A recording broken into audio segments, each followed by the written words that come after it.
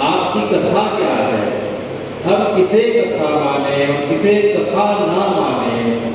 तो यह प्रश्न जो है इस संसार में सर्वप्रथम हमारे जो आदि कवि हैं, जो प्रचेता के पुत्र हैं, जिन्हें वाल्मीकि कहा गया है, जो कली काल में श्री गोस्वामी तुलसीदास जी के रूप में अवतरित होकर हमें रामचरितमानस का उपहार, अमूल्य उपहार दे गए हैं। तो सबसे पहले यह प्रश्न जो है, हे भगवान, वाल्मीकि जी प्रचेता पुत्र ने जो है सबसे पहले जो है श्री नारद जी से पूछा।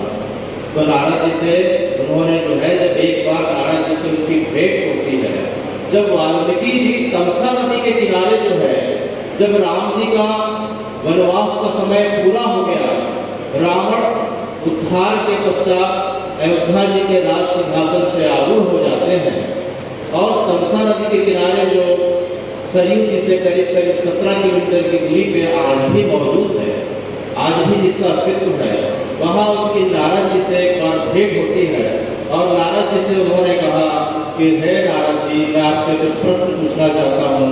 तो नारद जी ने पूछा कि कहा कि बताओ वाल्मीकि जी ने क्या पूछना है। तो जो है वाल्मीकि जी ने कहा कि मैं इस ऐसे व्यक्ति के बारे में जानना चाहता हूँ जिसके अंदर 16 प्रकार के गुण मौजूद हों, 16 प्रकार के गुण मौजूद हो। तो जो है नारद जी ने कहा पूछो भाई, किस प्रकार के गुण जो है प्रश्न करना चाहते हो। तो वाल्मीकि जी ने उनसे पूछते हैं। तो जो पहला श्लोक है, ओम तपः स्वाध्याय तपस्वी निरताम नारदो परिप्रच्छ वाल्मीकि मुनिपुंगवम्। यहाँ दो श्रेष्ठ व्यक्ति जो है आपस में चर्चा कर रहे हैं। तो किस प्रकार की चर्चा कर रहे हैं, हमें भगवान इस बात की प्रेरणा देते हैं कि चर्चा हो तो संसार के कामों के अलावा सिर्फ जो है राम नाम की चर्चा हो। तो उनका जो पहला प्रश्न का जो पहला श्लोक है कि को अस्मिन् सांप्रतम लोके गुणवान च वीर्यवान कृतज्ञस्य च धर्मज्ञस्य च कृतज्ञस्य च धर्मज्ञस्य च सत्यवाक्यो दृढ़व्रता चारित्रेण च को युक्तः सर्वभूतेषु को हिता विद्वान कः समर्थः कश्च प्रियदर्शना आत्मावान को जित क्रोधो धीतिमान अनसूयका कस्मिभ्यति देवः जातरोषस्य संयुगे। हे नारद जी, मैं ऐसे व्यक्ति के बारे में जानना चाहता हूँ जो मृत्यु लोक, भूलोक, भुवर्लोक, स्वर्गलोक, पाताल लोक, इन्हीं जो है लोकों में क्या ऐसा व्यक्ति है जिसके अंदर इस प्रकार के गुण मौजूद हो कि अस्मिन् सांप्रतम लोके गुणवान च वीर्यवान, जिसके अंदर जो है अनंत गुणों का समाविष्ट हो, अत्यंत वीर्यवान हो, कृतज्ञस्य च धर्मज्ञस्य च, जो कृतज्ञ हो, इसके अंदर प्राणियों के लिए, इस धरती के लिए, इस प्रकृति के लिए कृतज्ञता का भाव हो, जो सभी प्रकार के वेदों में, शास्त्रों में बताए हुए धर्मों के अनुसार जो है जिसका रहन सहन आचरण हो और जो है सत्य वाक्यों दृढ़ता, जो सत्य में दृढ़ रहने वाला हो।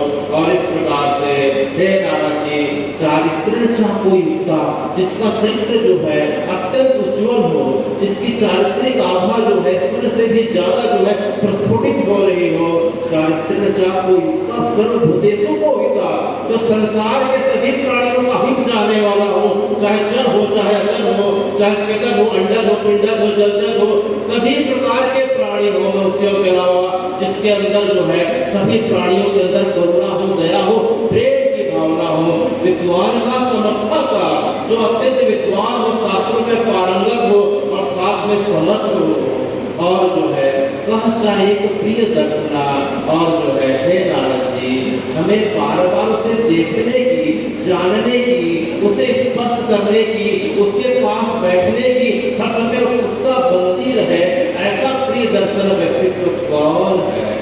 तो इस प्रकार से जब वाल्मीकि जी ने नारद जी से 16 प्रकार के गुणों से युक्त जो है उस व्यक्तित्व के बारे में पूछा, तो अगला श्लोक आता है,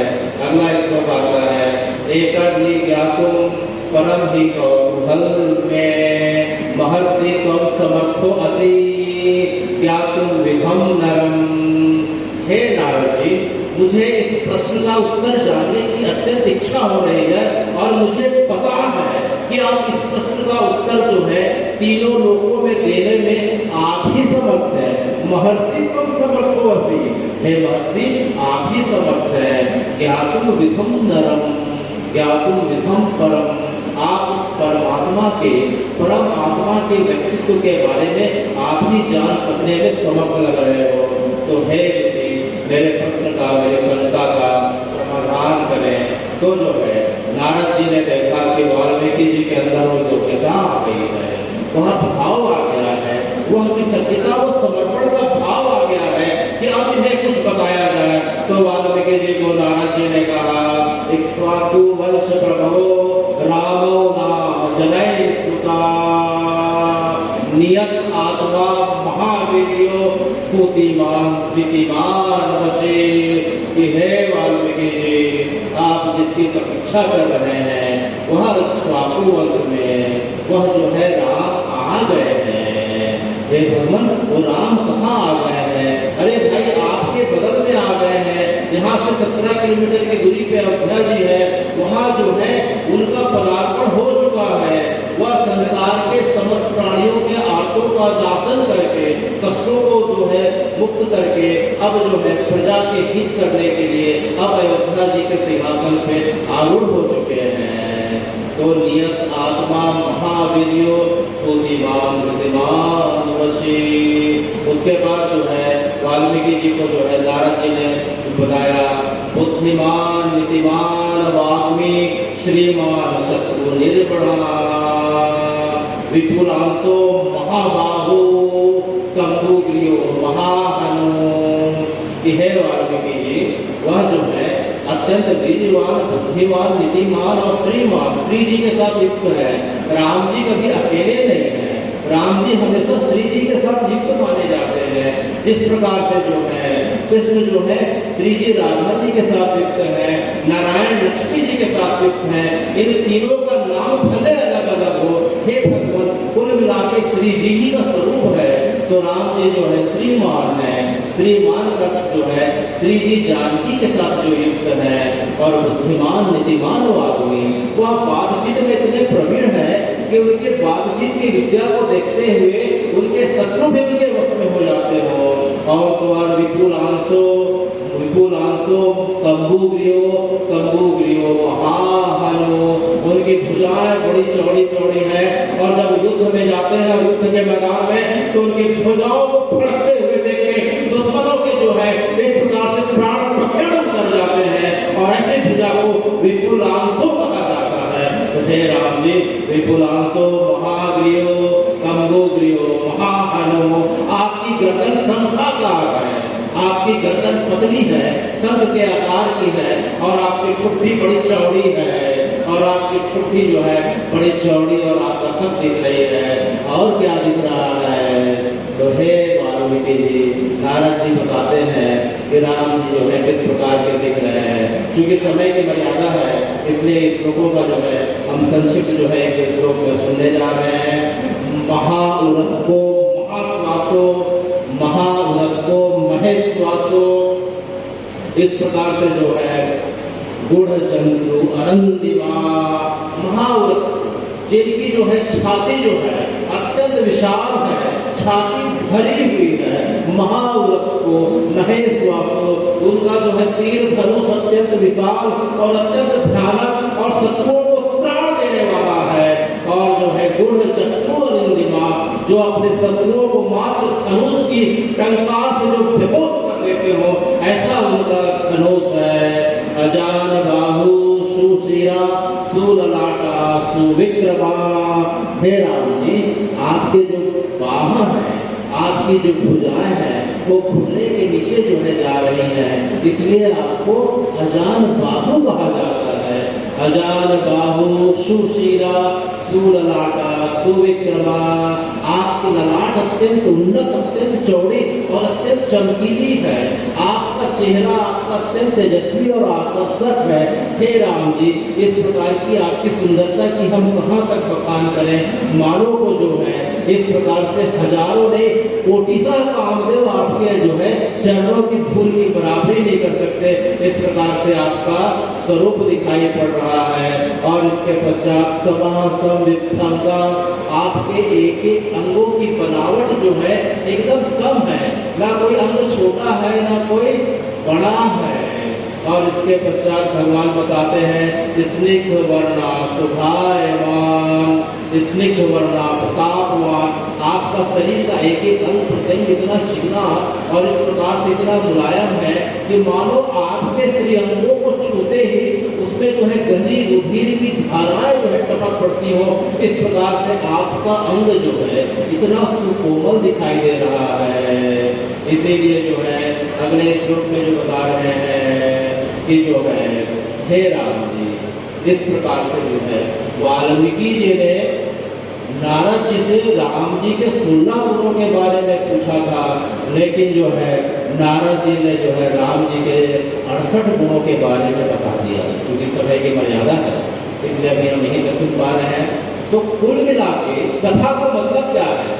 कथा का मतलब जो है संसार के आवश्यक कार्यों को भगवान के दिशा निर्देश के अनुसार करते हुए जब हम जो है भगवान के गुणों की, उनके नाम की, उनकी लीला की, जब उनकी कथा की, इस प्रकार से उनके श्री अंगों के विग्रह की जब हम चर्चा में इस प्रकार से रम जाते हैं, तो हे भगवान, इसे ही कथा कहा जाता है। बाकी चीज तो व्यथा ही कथा है। इसीलिए कहा गया है रामस्य नाम रूपम च लीलाधाम परात्परम एतत् चतुष्टयम् नित्यम श्री सच्चिदानंद विग्रहम, कि हे राम जी, आपका जो स्वरूप है अर्थात आपका मूर्ति में जो विग्रह है, आपका नाम है, आपकी लीला कथा है और आपका जो धाम है, चारों भले ही अलग अलग प्रतीक हो रहे हो, लेकिन मूलतः वह एक ही है, जो है वह चारों कुल मिला के राम जी हैं। इसीलिए रामस्य नाम रूपम च लीलाधाम परात्परम एतत् चतुष्टयम् नित्यम श्री सच्चिदानंद विग्रहम, ये चारों जो है अलग अलग प्रतीत होते होते भी आपके ही विग्रह माने गए हैं। इसलिए हे राम जी, आपकी कथा ही इस जीवन का सार है। तो हे राम जी, क्या आपकी कथा सिर्फ धमतरी में चलती है? बोले नहीं नहीं, अभी हमें पूज्य गोस्वामी सर ने बताया कि पूरे भारत वर्ष में छत्तीसगढ़ जिला ऐसा है जहाँ सबसे ज्यादा राम कथा बोली गई और सुनी जाती है। अच्छा, तो क्या छत्तीसगढ़ के बाहर भी जो है राम जी की कथा चल रही है, अनंत काल से चल रही है? या भारत तो 47 के बाद का भारत है, उसके पहले जो दो पड़ोसी देश पूर्वी और पश्चिमी जिसे कहा जाता है वह तो भारत के अंग थे। तो हे वाल्मीकि जी, जो आपकी रामायण है उसके साथ में उसके अलावा भी अन्य रामायण है क्या? तो रामायण तो अनंत रामायण है। अगर हम तमिल में जाके देखें तो वहाँ कंब रामायण का प्रचलन है, तेलुगु में रघुनाथ चरित्र के नाम से प्रसिद्ध है, कर्नाटक में कुमुदेवु रामायण प्रसिद्ध है और जो है मलयालम में रामचरित के नाम से प्रसिद्ध है। अगर हम उड़ीसा जाते हैं तो रुईपाद केतिक नाम के नाम से प्रसिद्ध है और सिखों के जो है 10वें गुरु गोविंद सिंह जी ने गोविंद रामायण की रचना करी थी। तो इस प्रकार से भारतवर्ष के अलावा भी अगर हम देखते हैं तो हे वाल्मीकि जी, अगर हम थाईलैंड की बात करें तो 1350 में थाईलैंड के जो राजा थे, आज तक वहाँ राजशाही की परंपरा चल रही है, उन्होंने अपने राज्य की राजधानी को अयोध्या नाम रख के स्थापित किया था। तो तब से लेके आज तक आज भी कोई थाईलैंड की यात्रा पे जाता है तो अयोध्या नाम की जगह और बहुत सारे कॉलोनी और अपार्टमेंट्स के नाम अयोध्या के नाम पे मिलते हैं, जनकपुरी के नाम पे मिलते हैं। और हे राम जी, थाईलैंड का राष्ट्रीय ग्रंथ जो है वह रामायण है। भले ही लोग जो है अपने आप को दूसरे पंथ में अपने आप को मतांतरित कर लिए हैं, लेकिन आज भी वहाँ का राष्ट्रीय ग्रंथ रामायण है। और वहाँ के जो राजा हैं अपने आप को उसका वंशज मानते हुए अपने आप के नाम के आगे चक्री लिखते हैं, क्योंकि आप जो है सुदर्शन चक्र का आपका जो प्रतीक है। तो वर्तमान के इसके पहले जो राजा थे अतुल्य भौम राज जो है चक्री द नाइन के नाम से जो हुआ करते थे, अभी जो है उनकी वंश परंपरा में चक्री 10 हो गए। तो इस प्रकार से थाईलैंड के बाद अगर हम देखते हैं हे राम जी, जो इंडोनेशिया बगल में दिख रहा है दक्षिण पूर्व में, वहाँ जो रामायण जो चलती है उसे स्वर्णदीप रामायण बोलते हैं, वहाँ योगेश्वर रामायण चलती चलती है। उसके बाद अगर हम मलेशिया जाके देखते हैं तो वहाँ एक गायक सेठिया के नाम से रामायण है। अगर चीन में जाके देखते हैं तो प्राचीन की परंपरा से लेकर आज तक वहाँ जो अजातकम दशरथम के नाम से रामायण चलती है। तुर्की में अगर जाके देखते हैं तो वहाँ खुदानी रामायण चलती है। और कैरेबियन कंट्री में अगर जाके देखते हैं तो जो लाओस नाम के जो देश है वहाँ पुराण राम जातम के नाम से चलता है। नेपाल में जानकी चरितम के नाम से चलता है। तिब्बत में काव्य आदर्श के नाम पे चलता है। और तो और ग्रीस कवि जो हुए हैं, होमर हुए हैं, उन्होंने डायोनिसिया नाम से जो है रामायण की रचना करी है। और नोनस नाम के कवि जो रोम के हैं उन्होंने इलियाड नाम से जो है राम जी के चरित्रों का वर्णन किया है। इराक और ईरान के बीच अगर जाके देखें तो वहाँ बेंगुआ की जो घाटी और पहाड़ियाँ हैं वहाँ अनंत अनंत राम जी के चरित्रों का गुफाओं में भित्ति चित्र में इस प्रकार से उनके लीलाओं का वर्णन मिलता है। और जो अमेरिका और मैक्सिको की सभ्यता है, अभी की सभ्यता के 4000 वर्ष पूर्व अगर हम सभ्यता देखते हैं तो जो माया और इंका सभ्यता थी वहाँ है राम जी, वहाँ पूरे के पूरे आपके चरित्र का वर्णन मिलता है, राम जी के चरित्र का वर्णन मिलता है। रोम शब्द की उत्पत्ति ही राम से हुई है क्योंकि जो है रोमन में आपको वो कहा जाता है। इसलिए पूरे भारतवर्ष में ही नहीं वर्तमान में पूरे पृथ्वी में जो है राम जी और उनके लीलाओं का और उनके चरित्रों का वर्णन और गान जो है हमें सुनने को मिलता है। इसलिए हमें अपने आप को राम जी का वंशज कहलाने में, राम जी की संतान कहलाने में, अपने आप को सनातनी कहलाने में बिल्कुल हिचक नहीं होनी चाहिए। हमें उल्टा गर्व होना चाहिए कि पूरी की पूरी सभ्यता अगर जो है विश्व संरक्षण का जो सबसे बड़ा जो संगठन माना गया है जिसको यूनेस्को कहते हैं, यूनेस्को ने अभी तक 47 सभ्यताओं की खोज करी है। उसमें से 46 सभ्यताएं, 45 सभ्यताएं तो अब तक जो है मिट गई है। यूनान की सभ्यता, ग्रीस की सभ्यता, रोम की सभ्यता, बेबीलोनिया की सभ्यता, मेसोपोटामिया की सभ्यता सब आई और कुछ हजार वर्षों में चले गए। लेकिन हे राम जी, आपका नाम, आपकी सनातन की सभ्यता तब से लेके आज तक चले आ रहा है। तो कब से लेके कब तक चले आ रहा है? तो राम जी का जो वर्तमान जो है, वर्तमान जो काल है, काल गणना के हिसाब से देखें तो ब्रह्मा जी की काल को अगर देखते हैं तो वर्तमान का जो सनातन है 1,96,08,53,125 वर्ष पुराना है। तो वर्तमान के जो राम जी हैं उसमें उन्होंने हमें जो सभ्यता दी है करीब करीब 1,97 करोड़ वर्ष हो गए हैं। बाकी सभ्यता तो हवा के, पानी के बुलबुले के समान आ रही है और जा रही है। तो हमें बिल्कुल घबराने की आवश्यकता नहीं है, मन को बिल्कुल कमजोर करने की आवश्यकता नहीं।